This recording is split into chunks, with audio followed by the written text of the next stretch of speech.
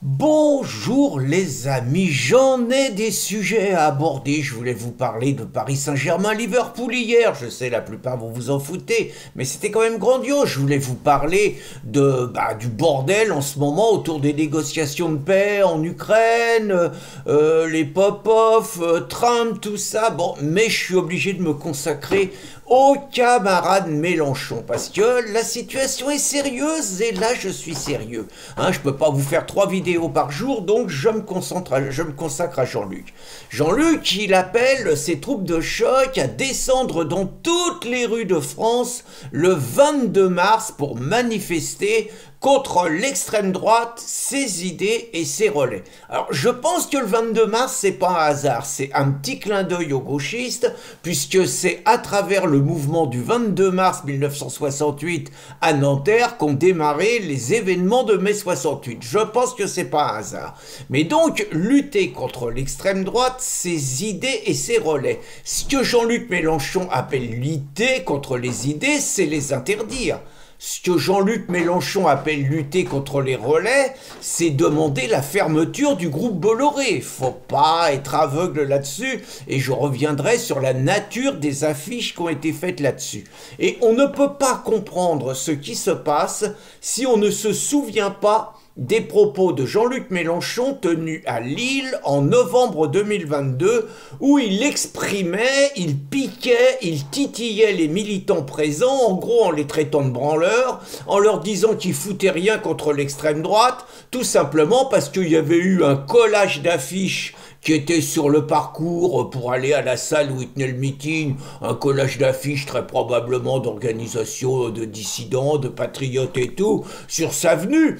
Par ailleurs, dans ce discours, Jean-Luc Mélenchon fait l'inversion la plus classique, la version accusatoire, c'est-à-dire qu'il pleurniche en disant qu'il est l'objet de menaces, tout ça, alors que jamais un de ses meetings a été attaqué, et que ce sont ces militants qui font subir ce qu'ils prétendent subir, qui font subir ça à leurs opposants. Donc bon, on connaît le menteur, on connaît le manipulateur, là c'est clair. Mais ce qu'il appelle ouvertement, c'est ces militants à exercer la violence physique, la violence politique contre les opposants, clairement en leur pétant la gueule et en se vantant qu'à Marseille, c'est comme ça qu'ils ont résolu le problème. Entre nous, je suis pas certain que Mélenchon soit en première ligne dans ces trucs-là, je le crois pas très courageux physiquement. Donc, il appelle à ça et il suffit de voir ce qui se passe. Je vous rappelle, on a vu dans la campagne présidentielle comment Éric Zemmour a été traité, comment ses meetings ont été attaqués, comment ces militants ont été agressés. On sait comment les militants du Rassemblement national sont régulièrement ciblés. On sait qu'ils ne peuvent pas tenir un meeting sans qu'il y ait des incidents, des provocations et parfois des violences. Et on sait surtout ce qui se passe, par exemple, pour montrer un peu l'état d'esprit qu'il y a. Je vous invite à regarder cette magnifique vidéo de Jordan Florentin réalisée lors de la manifestation des dites féministes gauchistes où il y avait du palestinos, de la voilée et tout, avec l'hystérie qu'il y avait autour d'Alice Cordier. Ça se traduit quand même par le fait qu'un mec qui aujourd'hui est député, Raphaël Arnaud, sur lequel je reviendrai, se permet de dire que si Alice Cordier vient à Lyon, elle aura une balle dans la tête. Ça se traduit par des tags sur les murs de Paris appelant à tuer Alice Cordier, c'est-à-dire on en est à des menaces de mort, on en est à Rima Hassan qui relaie des tweets en expliquant qu'il faut dissoudre Némésis dans l'acide. Je veux dire, vous voyez quand même l'état d'esprit, vous voyez l'hystérie des manifestantes et des manifestants.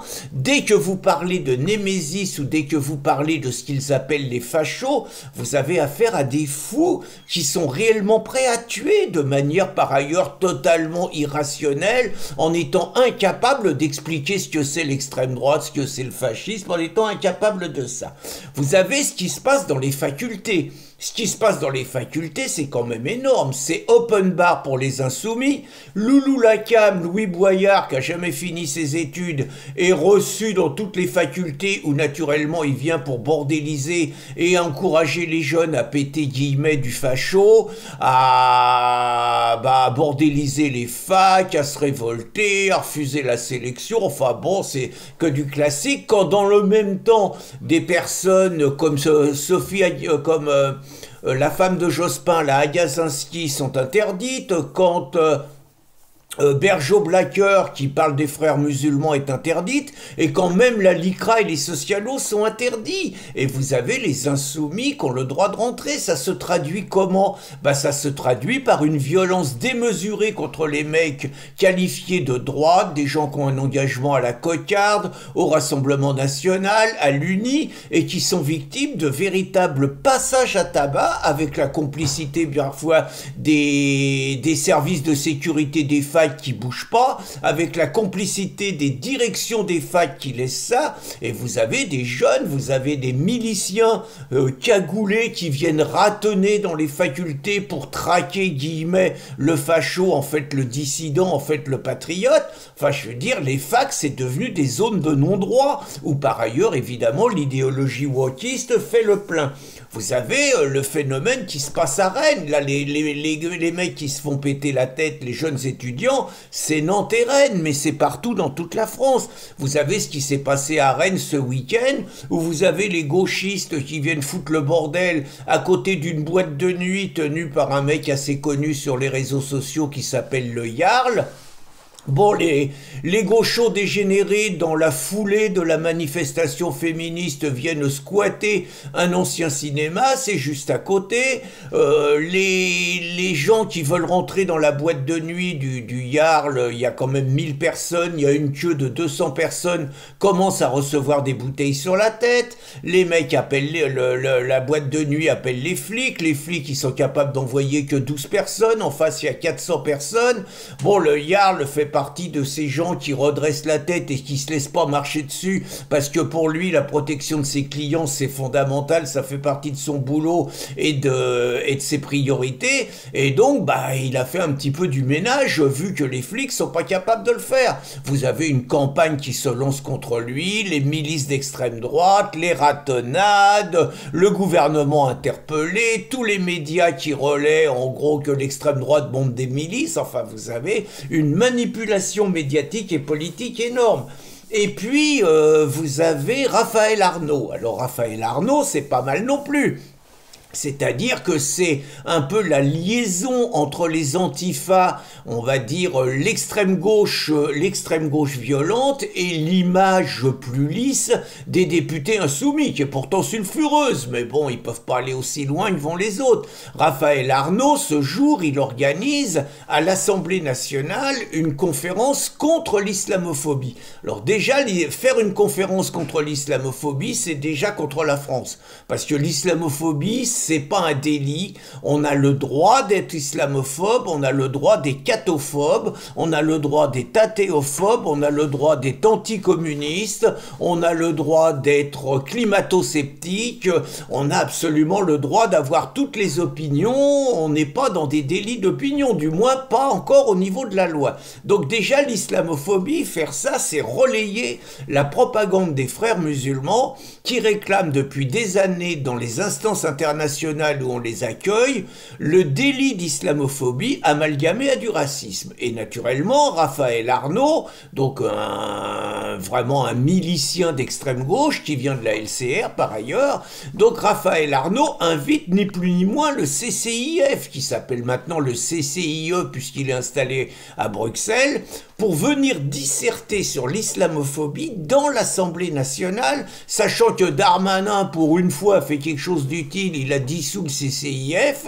et donc c'est un pied de nez à la France, c'est surtout dans le contexte de ce qui se passe avec l'Algérie. Il y a quand même un léger rapport entre l'islam, l'Algérie, le CCIF, tout ça, ça joue quand même un petit peu ensemble. Et donc vous avez la bourrique là qui préside l'Assemblée nationale, la Dimi, Yael Brun-Pivet, qui dit qu'il n'y a rien à dire à l'organisation d'une réunion comme ça, alors que c'est quand même un pied de nez à la France. Et puis je sais pas, mais au niveau de la sécurité, vous faites rentrer dans l'Assemblée nationale des islamistes sans que ça pose de problème à personne. Enfin, un véritable scandale. Et enfin, ça se termine par la diffusion d'affiches sur les réseaux sociaux. Vous avez donc, on est dans les relais d'opinion, et vous avez des affiches ciblant Cyril Hanouna et Pascal Praud. Alors comme les insoumis peuvent être très cons ou peuvent ne pas savoir dissimuler leur antisémitisme, ces abrutis ont fait Cyril Hanouna dans des trucs, en gros, les trucs antisémites des années 30, on n'est pas loin quand même, hein. C'est le juif inquiétant, le juif hideux, le juif méchant, enfin bon, ils en ont pris plein la tête sur les réseaux sociaux, ils ont compris qu'il fallait qu'ils changent leur fusil d'épaule. Donc il n'empêche que ça commence, on balance Hanouna et on balance Praud, mais ça va partir, on va désigner sur les réseaux sociaux des personnes considérées comme des gens dangereux, considérées comme des gens nuisibles dans leurs idées, considérées comme des gens nocifs et considérées comme des gens à éliminer. Je veux dire, c'est clair, c'est d'abord l'élimination médiatique, mais ça va aller, les cassages de gueule, l'étape supplémentaire, et je crois qu'il faut être aveugle pour ne pas s'en rendre compte et prendre les dispositions nécessaires, l'étape supplémentaire, ça va être la volonté de transformer, de bordéliser la France exactement comme il bordélise l'Assemblée nationale et tous les lieux où ils sévissent. Ça va être de créer une situation de guerre civile en France où vous aurez l'alliance sur le terrain, l'alliance militaire entre gauchistes et islamistes, et ça sera parmi les objectifs ce qu'on a connu dans d'autres périodes, c'est-à-dire l'élimination physique, je dis bien l'élimination physique de dissidents, d'opposants qu'on appellera des fascistes, qui sera légitimée par des groupes qui sortiront un petit peu on va dire, de la mouvance officielle de Mélenchon, mais qui travailleront ensemble. C'est ce qu'on appelle la branche militaire par rapport à la branche politique, hein, on connaît parfaitement. Et ça prépare, je dis bien, ça prépare des ratonnades, ça prépare des crimes, parce que les agressions, ça va pas s'arrêter là. Ça prépare des crimes, ça prépare des lynchages, ça prépare des périodes inquiétantes si on laisse Mélenchon se comporter comme ça, et si la Macronie, ou ça avec laquelle il n'y a pas trop d'illusions à avoir, laisse faire quelque part les insoumis au lieu de prendre les dispositions d'État qui seraient nécessaires pour mettre hors d'état de nuire Mélenchon et toute sa clique. Je pense que mal nommer les choses, c'est aggraver la misère du monde, et je pense réellement qu'il faut dire clairement les objectifs de Mélenchon et jusqu'où il est prêt à aller pour arriver au pouvoir par le bordel de la rue et par finalement celui qui par la rue va prendre le pouvoir. Ça fait partie de ses fantasmes, il sait qu'il n'y arrivera jamais par les urnes, et réellement Mélenchon est aujourd'hui l'homme le plus dangereux de France. Bonne journée les amis.